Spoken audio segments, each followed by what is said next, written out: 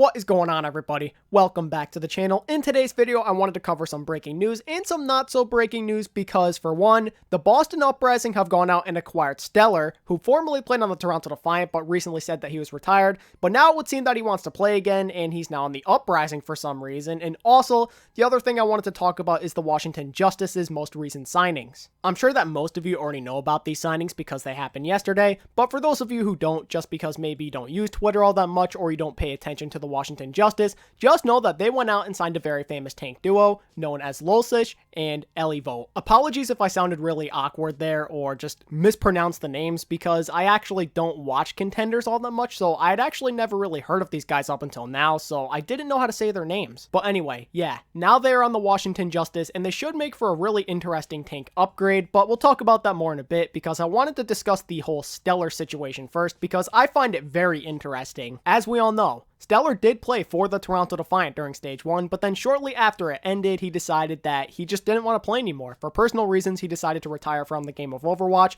but then all of a sudden, now it seems that he's motivated to play again because, obviously, he's on the Boston Uprising now. He wants to be a professional again. He changed his mind. Let me quickly just put up the official tweet by the Boston Uprising regarding this signing, just in case any of you don't believe me. I don't really want to read it out just because it's short and they're welcoming him, basically. That's it. But anyway, there's actually a really interesting storyline behind this whole signing. The reason I say this is because of something that caught my eye according to Halo of Thoughts on Twitter. Shout out to him for these amazing tweets. I just want to read them out because it is really interesting. And I quote, "Leak sources confirm that the Boston Uprising have bought the contract of Stellar after he told Toronto he wanted to return, but was informed that their roster was full." He then goes on to say, despite Stellar retiring this season, the Defiant still held his contract rights, meaning that teams would have to buy his contract and not get him as a free agent. And finally, he wraps up his Twitter thread by saying Toronto are sticking with a 10-man roster. The team had already filled Stellar's spot on the roster after promoting Logix from their academy team. What do you guys think of all of this? I personally, as I said before, find this to be really interesting. It would seem that Stellar originally was going to play with the Defiant again because, after all, they do hold his contract rights,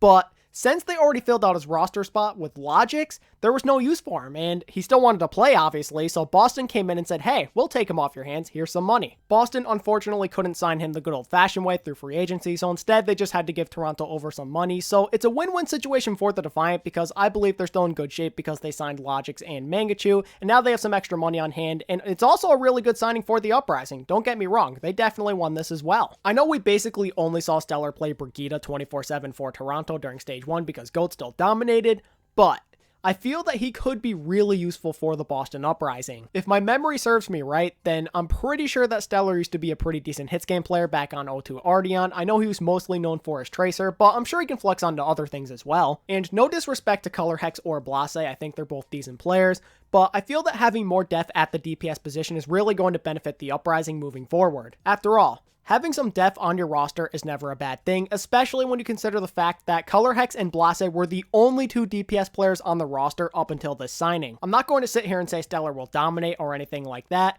but perhaps he could find his way into the starting lineup eventually, or at least be someone who gets some time in the rotation as a bench player. Regardless of how the Uprising decide to utilize Stellar moving forward, I for one believe that this was a really good pickup for them, and whether or not he's amazing, it's not going to matter all that much because at least they now have some depth at the DPS slot. Okay, one quick question now before we move on and talk about the Justice signings. I just wanted to ask you guys, why exactly do you think Stellar suddenly had a change of heart?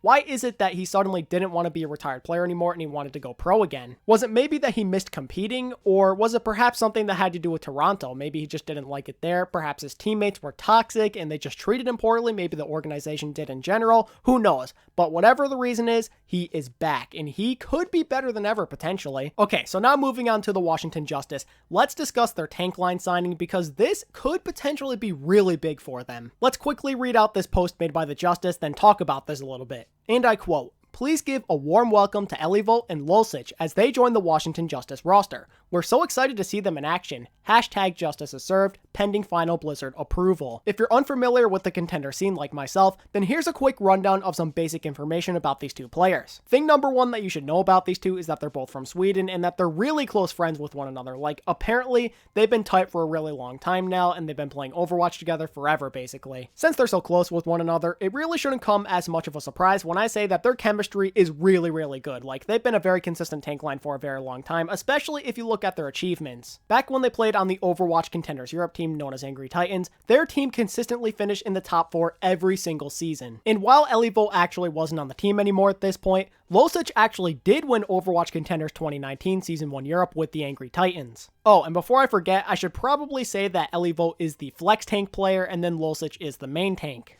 In terms of what they're known for, I'm pretty sure that Losic can play Ryan, Winston, and Orisa at a pretty high level, but then Elivo's a bit more interesting because obviously he can play your D.Va and your Zarya, but he's supposedly a really flexible player who can play a lot of different things. Regardless of what they can or cannot play, I think I can speak for most people when I say that we're all really interested to see how these guys affect the Justice moving forward, because after all, they are in desperate need of a savior. Well, I guess I should say saviors in this situation since they signed 2 players. But yeah, the Washington Justice are an absolute mess. We all know this. They're 2-19 after 21 games. Through 3 stages in the Overwatch League, they have just 2 wins. That is not good at all, and they're basically already eliminated from the overall playoffs, so that really sucks too. I apologize if you're a Justice fan, that must be rough.